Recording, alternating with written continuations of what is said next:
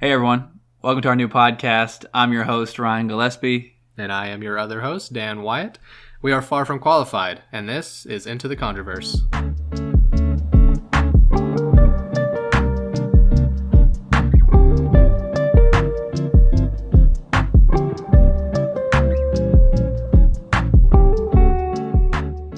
Yeah, we're here. This is a podcast. Episode 1. This is pretty cool. Yeah, recording stuff. Don't know what we're doing, but we're here, and it's gonna be fun. We're gonna be talking about The Nun. It's a 2018 film. It was the fifth movie that came out, in the Conjuring universe, but it's actually the first chronologically. Mm-hmm. So that's why we're gonna be talking about it first. Unfortunately, this one didn't really have any real life events that is based upon. This one is pretty much straight fiction. Okay. And which made it a little weird, but it'll be all right. We're going to talk about it anyways. It takes place way back in 1952. We got three main characters that we follow throughout the film. It stars Damien Bashir as Father Burke, Thaisa Farmiga as Sister Irene, and Jonas Bloquet as Frenchie.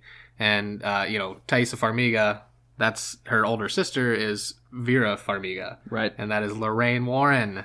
And I sat through the movie thinking to myself, I was like, man, she really looks like Lorraine. I was like, that's really weird. That could be her daughter, and it's her younger sister by many, many years. Shout out to Vera. That's kissing Kate Barlow. You know what I'm saying? Bro, Holes was glorious. I watched that movie 4,000 times. But yeah, super cool. Sister actors in the same universe. We'll do a Holes podcast next.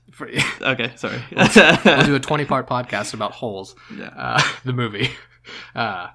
So The Nun, directed by Corin Hardy, who didn't really have any other movies that he directed that are notable, I guess. Okay. Produced by James Wan, who is the executive producer on pretty much all of the Conjuring movies. So I like that guy. He does some good stuff. I don't know about Corin. Corin's he's on the fence. But this movie had a production budget of $22 million. Which isn't a lot. I mean, I think there's some huge Hollywood movies that have so much more. Yeah. But worldwide gross of $366 million, which for some reason, that's the highest of any Conjuring movie. This one just topped the charts. It's number one out of the 8 for some reason. That's sick. I'm not alluding to anything by talking condescendingly about it, but yeah, made a lot of money. Sure. So we watched this movie a week ago. Sat down, watched it. I had never seen it before. Mm-hmm. I don't think I had either. I think that was my first time. Yeah, so I really didn't have motivation to see it. I don't think, but now I do. So we watched it about a week ago, and what we're gonna do each week for the episodes is alternate who does the research. So who does the majority of the talking. So I got first. So. Which was pretty easy though, because there's no really true life events to look up. Right, you're right. so it wasn't a hard gig. So hopefully the next one will be harder, and I won't have to do it. But yeah, we're gonna run down the movies, and then once we get to the real life talking points, we're gonna go into that. Yeah. And give our opinions on it or whatever. And again, like I said, this one not based on true events, so there's not a whole lot of stuff on that part to talk about. Yep. But we're gonna run down the movie nonetheless. So yeah. I'm gonna go ahead and give a spoiler alert. Yeah. Okay. Yeah. So spoiler alert. Obviously, if you have not seen the movie, we're gonna be discussing it in length. Okay. So go watch it. You can rent it on all your favorite platforms or least favorite. You got iTunes, Amazon, Vudu, Google Play, all the nice little greedy companies that make you rent movies in 2021. Unfortunately, at the time of recording this, unfortunately, it's not on Netflix or Hulu or anything like that right now. Even if you pay for streaming, you still can't watch it for free. Super cool. 2021, man. It's that good of a movie. Yeah, it's too good. You can't just stream it for free, you mongrel. But yeah, and then also these movies do have some pretty graphic depictions of things that we're going to be discussing. So trigger warning on that stuff. You can actually look up each individual movie, and it'll tell you what kind of trigger are in the movies. Yeah. So this one's rated R. I think many of them are rated R. Yeah, probably all of them, but we'll find out for sure with each episode. Yeah. So jumping right into the movie, it starts off with a year on the screen. It goes back to 1952, like I said earlier, in Romania. We got two nuns that are living at St. Carda's Monastery, which is is a real life monastery. It was founded in the 1200s in southern Transylvania, which is a while ago. That's like the Crusades, Home of Dracula and stuff like that. I know a little bit about Transylvania. I've seen the Hotel Transylvania movies. Right. It's probably Shout out something Adam like Sandler. that. Yeah. Yep. But yeah, so it's still standing today mostly. It was, bombed in World War II, so just not like, specifically, but just it also got bombed because they were that's bombing crazy. them. Yeah. Yeah. So the only part that's still standing is the church. So that is still functions as a church for like a Lutheran evangelical group. So it's still being used, which is pretty cool. That's a really, really old building that's being used still. However, the movie was not shot there because of the bombings, because it's not really intact. But it was still shot in Romania, like at several like historical sites, which was pretty cool. So we still have some historical, some sightseeing going on. But yeah, so 2 nuns in the Saint Carta Monastery. I'll say that right eventually. The Santa Carta. They were attacked by some force. We didn't really see anything, but they were going down like a long tunnel, and they open up a door, and then wham, there's like some horrible growling sounds. Like we didn't know what the hell was going on. Yeah. But just some really guttural, nasty sounds came out, and like one of the nuns gets grabbed, dragged away. Like bloody hand event going on right there, I think. Yeah. There's some nasty stuff. Yeah. And the nun says something along the lines of like, you know what you have to do, like the just the generic movie stuff. So the other poor nun runs for her life from the dog sounding growls that are coming from the thing, and promptly jumps out of the window and hangs herself. Right. And that's the opening of the movie. We got some weird stuff, and then a nun hangs herself, and that was wonderful, wonderful times. And then it cuts to Frenchie, our boy Frenchie, main character. He's just waddling down the stream, bringing some supplies like food and stuff. And he's the comic relief character. For sure. Frenchie, but apparently he lives in the town over, and he delivers supplies, and he's found the nun. He was the first person to find the nun. She looked like she had been there for a while. Yeah, I remember. Yeah, but had blood dripping. Yeah, when we watched, we're like, how long? Like, how many weeks later is this? Because there were crows like eating her, eyes. And things. It was ridiculous. It looked like she'd been there for a long time, but like I said, there was like fresh blood. So we're like, what? Pretty weird. But so then we cut to, we're not time jumping though. Like I said, we're in 1952, and it cuts to the Vatican. And somehow this incident reached the Vatican, and they summoned Father Burke. Yeah, I wonder how often nuns commit suicide. I would say probably not very. I mean, that's fair, I guess. In 1952, but news travels fast in 1952. That's what I was saying. You'd be surprised. I was like, how did they find out so quickly? They're having a meeting, like they're having like a roundtable discussion about this incident. Yeah. So they summon Father Burke, and they tell him, they're like, hey man, you got to go check this out. Some weird stuff's happening at St. Carta. So they also summon a nun novitiate, which is a novice nun. She's not. She hasn't taken her vows. But she's like a nun in training. So they're like, this nun girl, Sister Irene, Farmiga. Yes, sir. Shout out to Farmigas. Y'all are gonna go investigate this together. And they're telling Father Burke, they're like, don't even worry about it. She'll help you out.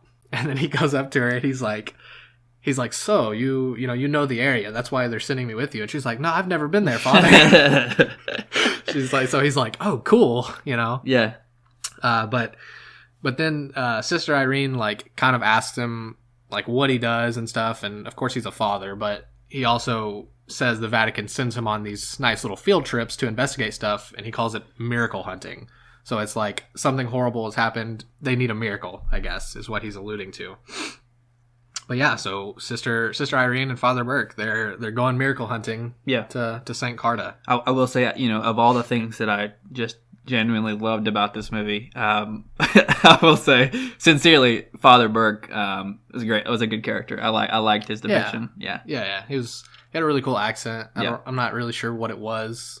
It wasn't Romanian. I don't know what that sounds like either. But no, Father Burke, the acting was good for yeah. sure. Absolutely. But yeah, so they fast travel to Romania. However, that happened in 1952, and they meet up with Frenchie because he's the only one that found them. You know, he was the first person to discover them. The nun. The nun. Yeah. Frenchie. Yeah. But yeah, so they're in like a pub of some sorts, and all the people are like freaking out that they're there, and then whenever they do talk to Frenchie, he's like, no, I'm not going back up there. You know, he's like, that's some spooky stuff up there. Yeah. After he provides the comic relief of hitting on the there was some comic relief. He thought Sister Irene was a little bad, so he was taking his shots. And she was like, I'm a nun, by the way. She wasn't wearing her thing. She was wearing like street clothes. So it's like, it's not his fault. Yeah, you know? Sure. He would have done it anyways. She was wearing her robes. But yeah, so they're like, Mr. Frenchie man, you're going to take us to the Abbey, which is the monastery. And Abbey, I had to look it up because I had no idea. But an Abbey is literally just monks or nuns that, you know, occupy a church building. So they, you know, Father Burke and Sister Irene, They tell Frenchie, they're like, hey man, you have to take us. No one else saw the nun. No one else takes supplies up there. You're the guy. So he's like, all right, well, you know, whatever. I guess I'll go. So they walk through the forest. It's creepy. They see some tombstones, you know. Yeah. And they're all from World War II. I'm pretty sure is what. Yeah, I'm pretty sure that's what. Well, actually, no. It was the plague. Because they had the bells on the tombstones for if they buried someone alive. Foreshadowing. Yeah. So I don't remember. What did that reveal happen right there, or did it happen later? Where they talked about the? No, they said it. Yeah, they said it then. Mm-hmm. Okay, yeah. So they revealed the fact that there's little bells attached to the graves with a string that goes down into the caskets. Because that's legitimate. Like during the plague, they did that because they would bury people alive on accident, and so they had a little bell that they could ring and say, "Hey, I'm not dead." And oh my god! They would dig them back up. Yeah, that's horrible. So yeah, they're passing through all these graves. It's super creepy.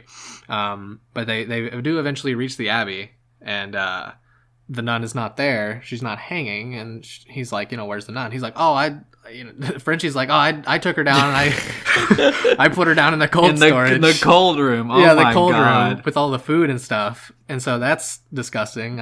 I would never do that. But and so they're like, all right. So they go down to the cold room, and she's sitting up like on a bench, like very creepily. And he's like, of course, it's another movie trope. He's like, yeah, I didn't leave her like that. Yeah. So she moved apparently and sat herself up. Super weird. But yeah, they find a key. They find a key on the nun's body, and I believe it was in her hand. Yeah, because he had to unclutch her nasty, decrepit hand to get it off. Disgusting. But we don't really know what that key's to, or they don't. We saw them use it to open the door in the beginning that had the bad demon thing, you know, that killed the other nun. But yeah, then they go inside. They encounter the abbess. Father Burke just addresses her as abbess, and that's literally just like Queen Mother of an abbey. Yeah. And she looks like disgusting and old. She's got like a veil on. Yeah, so we don't see her face. Yeah. But we can't really see her face, but her voice is nasty, like really raspy. And she's like, sorry, you can't talk to any of the nuns about this because we're doing a period of silence, and it's something that nuns do. I don't know how often. I don't know, you know, but from like a certain time in the evening till the morning, they can't talk to anybody. Sort of a vow of silence, kind of. Yes, yeah, they're in prayer. So he's like, I really need to investigate this, and she's like, you know, piss off. You can just spend the night here. Piss off.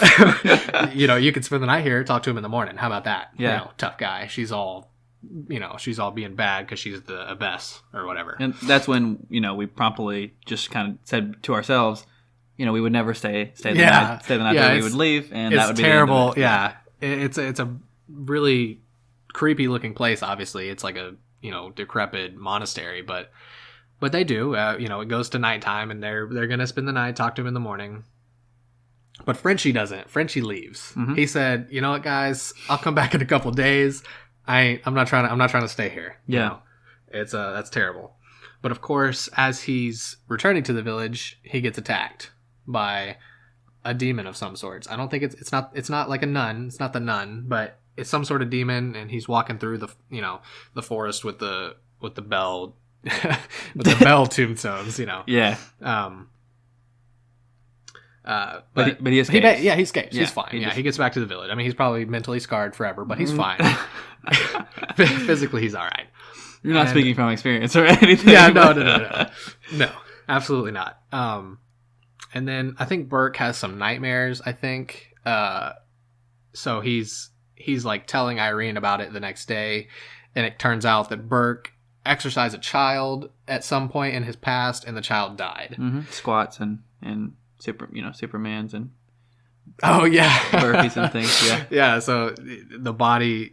That's one of the things calisthenics. There was a lot of calisthenics whenever he exercised. That's one of like the worst things about movies where there's exorcisms and stuff is that their body contorts horribly and does all these horrible things, gets thrown against walls, gets slammed into the ground, and they live after it. They're like, "Hey, we got the demon out, buddy. Your body's good." Like that makes no sense. But so I did like that. The kid died. I didn't like the kid died. That's not why I liked it. Yeah, the kid died. You're like, now that's what should happen in the movie. Yeah. I mean, it was more realistic because if dude's body is cracking and doing all those crazy things, they probably shouldn't make it out. Yeah. So the kid Daniel, right? Daniel was the kid. Yes. Yeah. Daniel was a little boy that he exorcised a demon out of, and he didn't make it. So he's being kind of like haunted by that. He's having some bad dreams. He's seeing things. He's hearing things, and it haunts him. And they make it seem like he feels sort of guilt for that even happen. He feels extremely guilty that he died. Obviously, he couldn't help him. Wasn't his fault, but it's a burden on him. Yep. He probably carries a lot of weird things, but that's what we're shown. And then they're just kind of like hashing it out, and he's telling her about his past, so she kind of reveals how she became a nun, and she reveals that like when she was younger, she had these premonitions, these visions of stuff happening.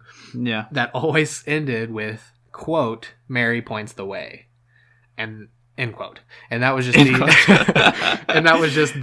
probably the dumbest thing that I've ever heard. That was the most just cosmically bad setup way to address, I don't know. It was just dumb. That was really cringy. That was probably my least favorite part of the movie was when she is talking about these super serious visions she has, and she's just like, "Yeah, man, every time they end, it just ends with Mary points the way." And I don't know what that means, Yeah, it is. Yeah, super, super cringe. But because of these visions, the church took interest in her. So she's a nun novitiate. So she's being trained to be a nun because of these super epic Mary visions. Mother Mary. Beautiful. So, not only, I think they had that discussion before they went to sleep. Mm-hmm.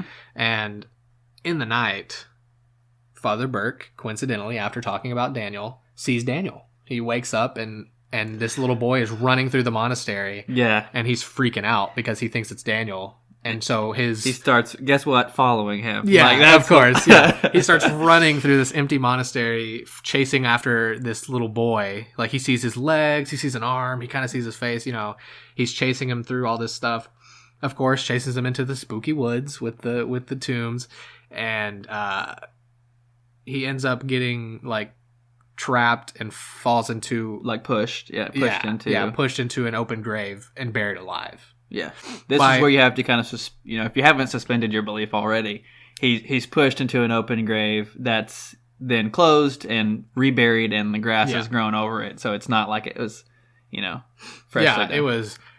It was kind of weird. We didn't really we saw Daniel running around, but the force that pushed him and covered him up was not seen.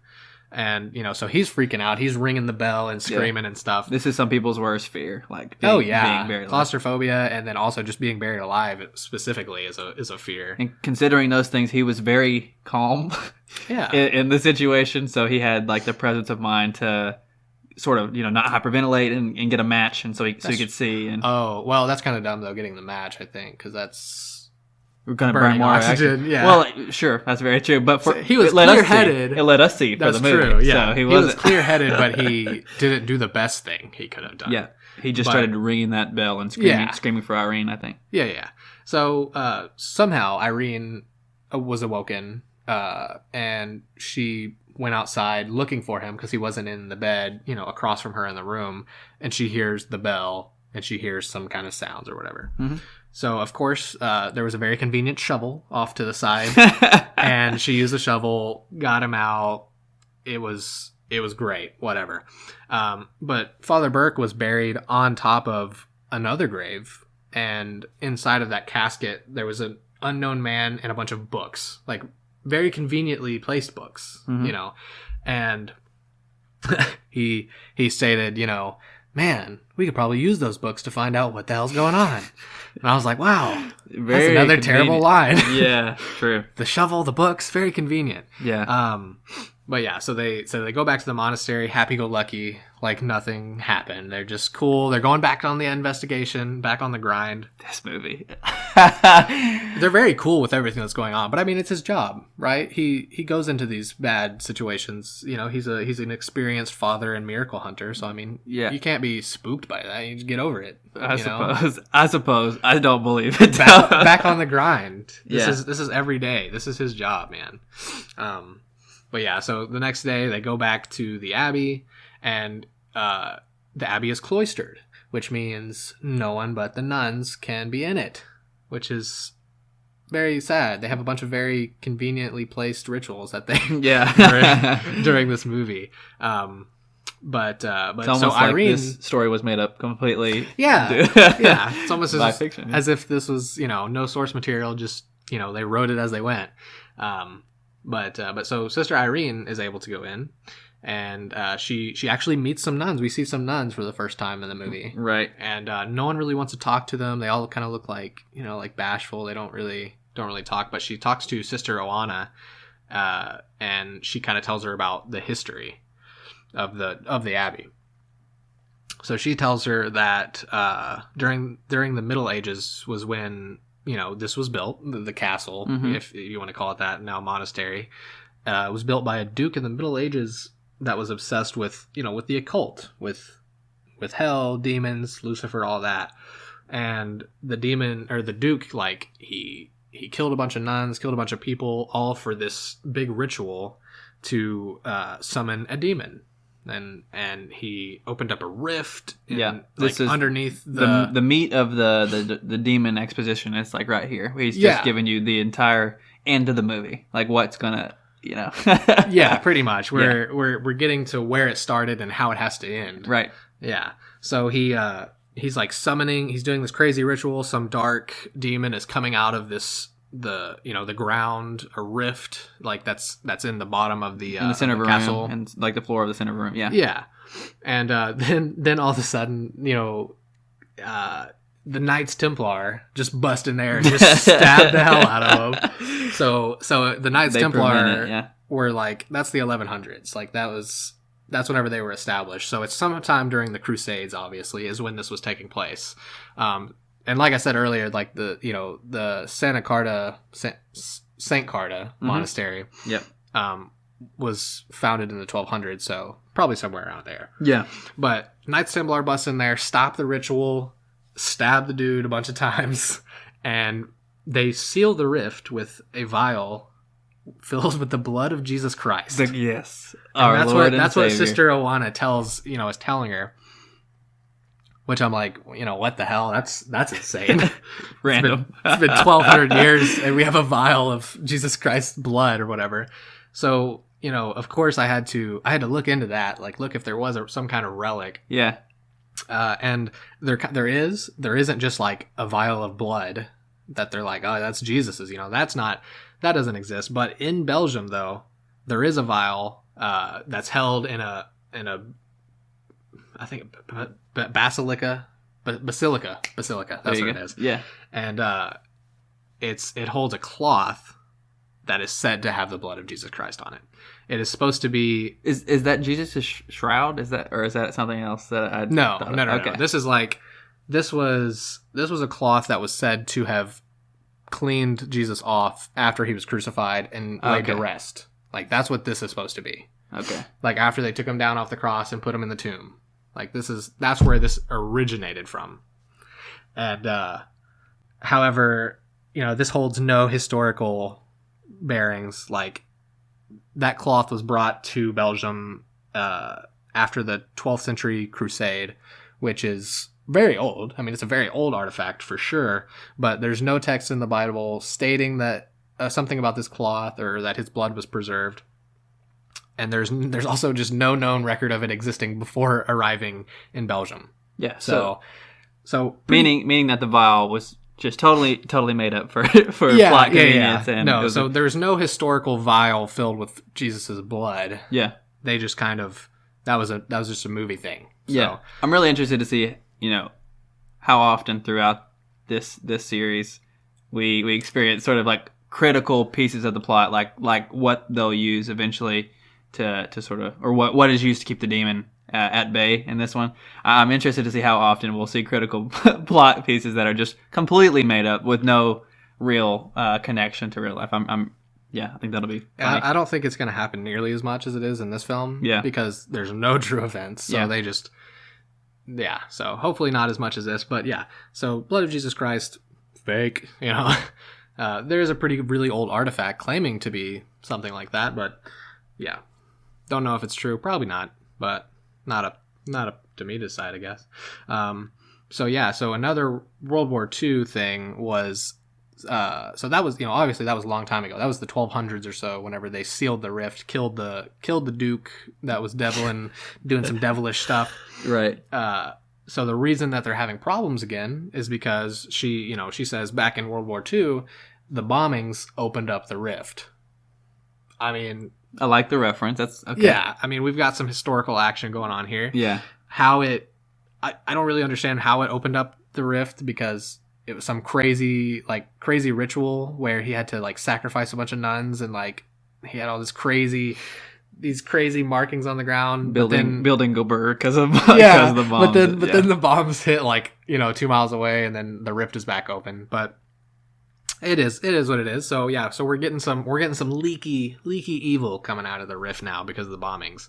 And this was only like less than 10 years after World War II, 1952. Okay. So it's taken 10 years for stuff to get really bad, I guess. Sure, or it just maybe it got so bad that the first nun who did her. Yeah. Well, they just didn't know. They didn't know about this going on until now. Sure. Yeah.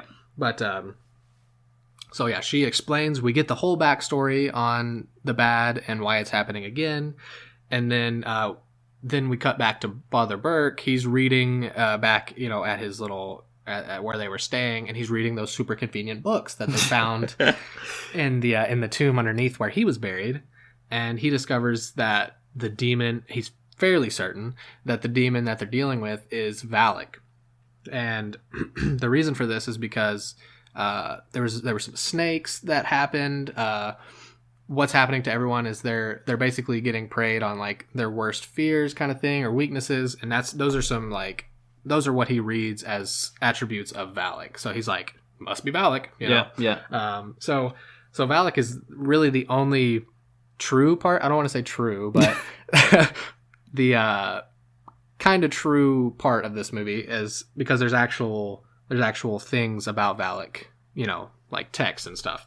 Okay. Like going back to like 15th century grimoires is the first mentionings of Valak, and there's not a ton of information past that, but there's like a ton of occultists and demonologists that claimed he was a president demon. He had the power to control serpents. And my favorite part of the movie is that they made Valak the nun, he looks like a nun.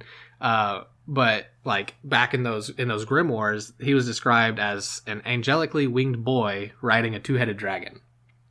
Like every nun that I've ever met. That's, But literally the drawings are, he looks like Cupid, but right, yeah, but on a two-headed dragon, a winged boy. Yeah, that makes sense. Yeah, so never in the history of grimoires or texts about Valak has he been a nun.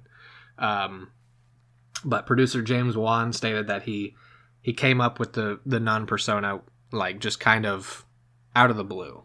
not really any outside influence. That's great. Now, so this is the fifth movie that was made, right? Mm-hmm. Yeah, fifth movie that was released. That was released, okay. And the Nun was a side sort of character or story that we saw in the Conjuring movie. Yeah. The Nun, appeared in other films very briefly, and I think because it was just popular, that character was popular. They went back and made a prequel, and then that's when they tagged it as Valak, I guess, and they used Valak attributes in the movie. Made a lot of money doing it too. That's pretty interesting. Okay. But so the Warrens' son-in-law, though, Tony Spera, did tell some reporters that there was a nun phantom that Ed and Lorraine experienced in the 70s while visiting like an English church. So, I mean, there's something. There's a spooky nun. So, I mean, he may have drawn from that, but he said he didn't. So maybe he didn't. But but it is what it is. We have Valak the nun, but yeah. So now we've learned that it's Valak. We've learned that the big rift needs to be sealed or else. And Frenchie, so Frenchie's heading back. It's only been like a day or 2 days, and Frenchie's he's coming back to the trail. He's like, well, I guess I go better check on my friends. Surely nothing bad has happened since I got attacked in the woods. Right. God. So he's on his way, and so Irene has been talking to Sister Olana, and then all of a sudden, like, the nuns are freaking out, and they're all running to a certain part of the monastery, and they drag Sister Irene in there, and they're like, we all have to pray. It's coming. Valak is coming. We have to pray to ward off the demon. Yeah. They're all sitting in it's actually a really cool scene because all the nuns are in the black robes, but she's wearing a white robe because she's a novitiate. Yeah. And they're all in a circle around her. So that was a pretty cool scene. Yeah. That was one of the best. They had an overhead shot looking down at she's in the center of the room. Yeah. Yeah. There's maybe 5 or 7 nuns around. Yeah. It's pretty cool. So thematically, that was one of the cooler scenes for sure. And, they're praying, like the building starts shaking. We got all this. We're getting into the climax of the movie, right? Yeah, right here. As it's like Valak is revealing itself basically, and nuns are getting tossed. A bunch of nuns get slammed into the wall, and audible neck cracking. Yeah, yeah. Like it's killing these nuns, and she is freaking out. Yeah, she continues to pray. Yeah, she doesn't get thrown, and she's just like she kind of stumbles a little bit there, and she's freaking out because all this stuff's happening, but she gets back on the grind. She starts praying again, and and it kind of it settles down a little bit, and then bust in Father Burke and Frenchie, and she actually got a star, a pentagram star. Was it a pentagram? I think so. It's some kind of scratch. Star, yeah, like her robe got partially ripped off, and Valak as she was maimed praying. her. Yeah, and she just kept going strong. Like she killed it. Hardcore. But then bust in Father Burke and Frenchie, and they're like, "What the hell's going on?" And she's like, "Valak's coming! Like Valak's here. We've been praying. We're like some bad, like couple of them died. We're trying to ward them off." Yep. And Father Burke and Frenchie are just like, "Who's been praying?" And she's like, "Me and the other nuns." And this was probably the best. This is the twist of the movie. Yeah. This is where you hit the what the hell's going on. Yeah. And she turns around and the room is empty. There was no other nuns. Yeah. There was a dead body on the ground. There was a dead nun. It was Olena. It was the one that had discussed everything to her. Yeah. And so there was no nuns. Yeah. She was basically having a vision. Right. Of all the nuns. She had the vision of that Olena, speaking to her, and then all this happened, in the next few minutes. But then when Burke and Frenchie get there and they reveal that she's the only one there, she shows the Olena, and it's like a rotted. Oh yeah, it's like it's been dead for a long time. Yeah. So we get that, we get the picture of the nuns. Nuns weren't there because Father Burke and Frenchie never saw a nun. They just saw the figure of the abbess talking to them. Right. Which is kind of weird because the abbess has been dead as well. The abbess was dead the whole time too. Yeah. But never saw the nuns. But yeah, so all the reveal of the history, she was just having visions of the nuns that did live there. Yep. And so they've been dead for probably like maybe 10 years, because we're like almost 10 years after World War II when the rift got opened back up. So I imagine they got killed pretty fast by Valak. Sure. And but yeah, so they reunite, and it, you know, they figure that the nun at the very beginning that you know, hung herself, she was the last one. Mm-hmm. And so because I mean, I don't know, it makes me think of like how long in between Frenchie's like deliveries, like how long were that, because maybe no one was receiving them, maybe he was just putting them in the cold room for them, because there is a door from the cold room to the monastery, so because you can't go in there if you're not you know, official.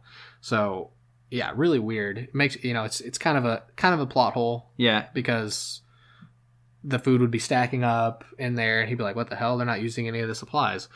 But plot hole aside, that was... I just want to point out about that door, too. It did give me the most, you know... Like, this is when I audibly was like, you know, this is ridiculous. Whenever they did that door. So whenever Frenchie had first brought the two into the cold room, you know, Frenchie says, "Oh, that's the door that the nuns use to get to the monastery." Yeah. And they play his voice back over as Father Burke goes into the room. Oh no! And he looks at the door. They play, like, you hear him say it again, and it was hilarious to me. Yeah, that was okay. So that was probably the cringiest, second to the, you know, Mary points the way thing. Yeah. But if in a movie you have to play audio as a callback to get a reference, you don't do it. Yeah. You have that opportunity. Yeah. Skip it. Come on. If someone is watching it and they're the slightest, you know, bit competent, they're going to understand the reference. Right. That's terrible. But yeah, so they're back together. They're all having these crazy realizations that all the nuns have been dead. Valak is here to mess stuff up. And where did they find the blood of Christ? Where was it at? It was they used the key. Yeah. Yeah. So they're sitting there thinking, they're like, well, if they use the blood of Christ the first time, maybe we just, you know, Father Burke's like, that's what we got to do. Maybe that's what the nuns were trying to get to. Turns out, well, bada boom, he was right. And they go out and, you know, to that tunnel from that first scene of the movie, and they go in there and they get the vial. They're like, we gotta seal that rift, just like the Knights Templar did back in the good old days. Right. And then Irene, she has like a little vision. She tells Father Burke, she's like, God is calling on me right now to make my solemn vows as a nun. She's like, now is the time. Is this the best time? Yeah. God called upon her, said there's no other time like today, and she did it. So Father Burke, you know, he elevated her to the status of nun, which he can do because he is a father, he's a priest. And he does it like in the chapel. So it's legitimate. It's cool. He can do that because he's a priest. So they go down into like the basement of the church or whatever, where the rift is, where the original ritual was done, where Valak came out of, and it's this huge pentagram on the floor, center of like a circle room type. Yeah, it's really weird layout, but I imagine they probably were buildings that old. I will say again, we kind of reached the climax point of the movie.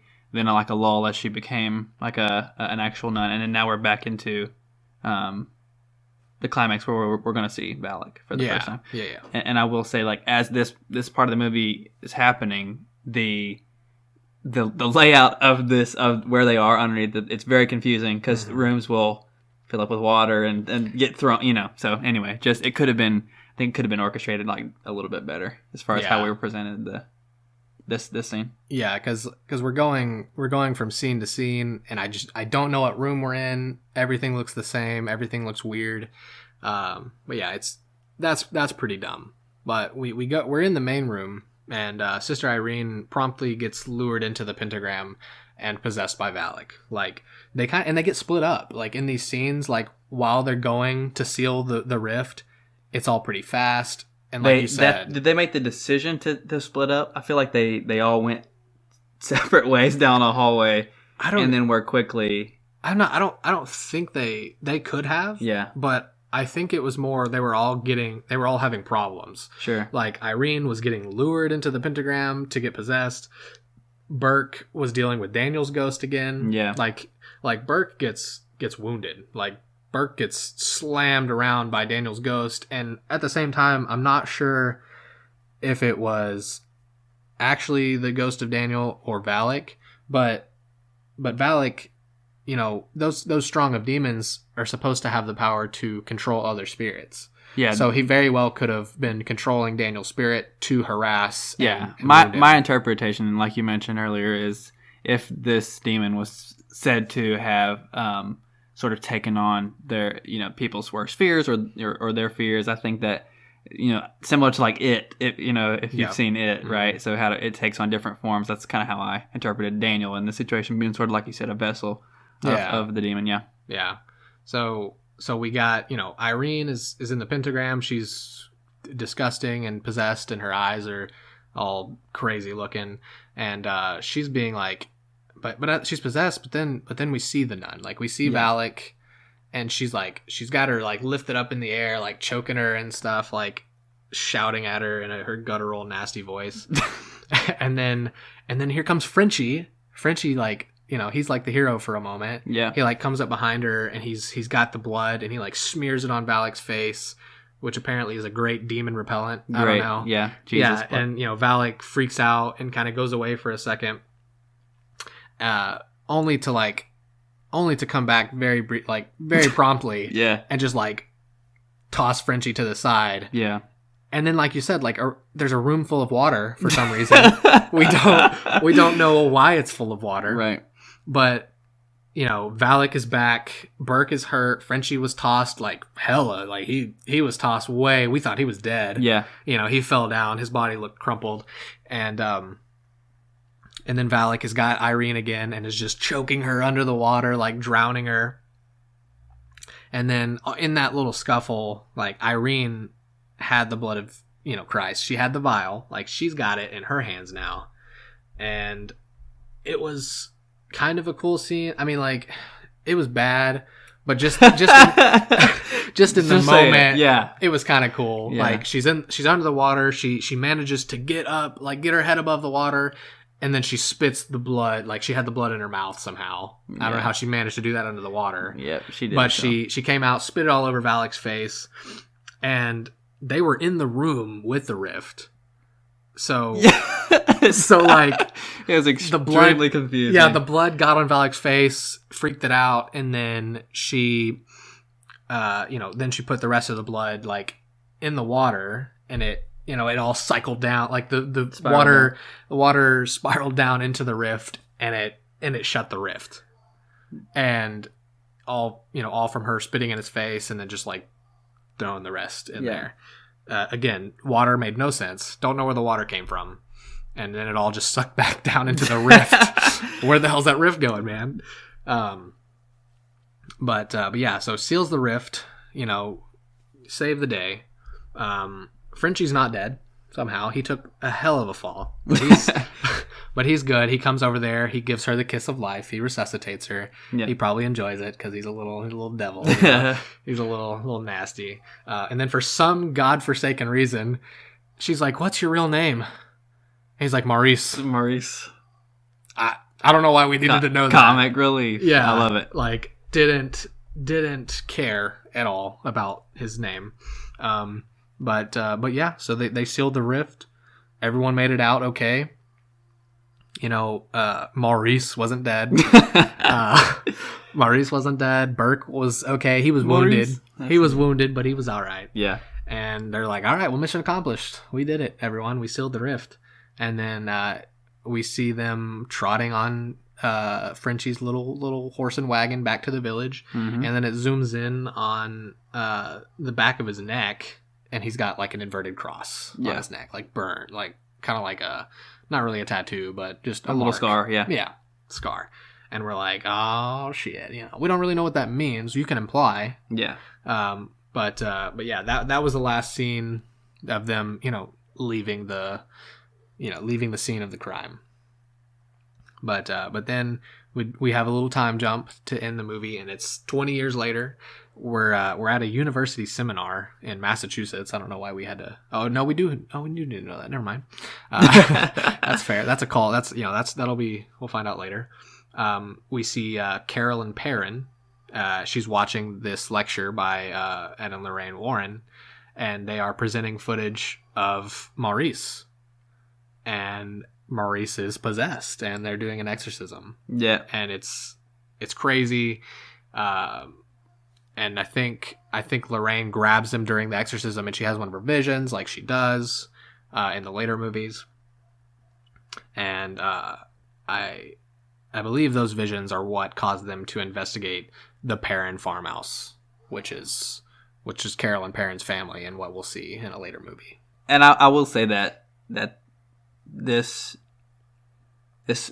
flash or like a jump forward to the present day to me was just very unsatisfactory, and maybe my opinion will change sort of as we see the next movie. But it was unsatisfactory because it was like maybe 30 seconds, and then that was the end of the movie. I felt like they could have either done away with the idea or something, or made it just a little bit longer to where we get a little bit more more clarity or more insight into the closure. Closure is a good word. Yeah, I just felt like it was just a kind of a cheap. Here's 20 or 30 seconds into where we are, and then roll credits. I mean, it was well, and because it happened really fast, like the fight with Valak and the rift closing and all that, and then them immediately going away on the wagon, and it zoomed in on his neck and the inverted cross, and then immediately we're in the lecture. Yeah, and they're showing him getting exercised, right, and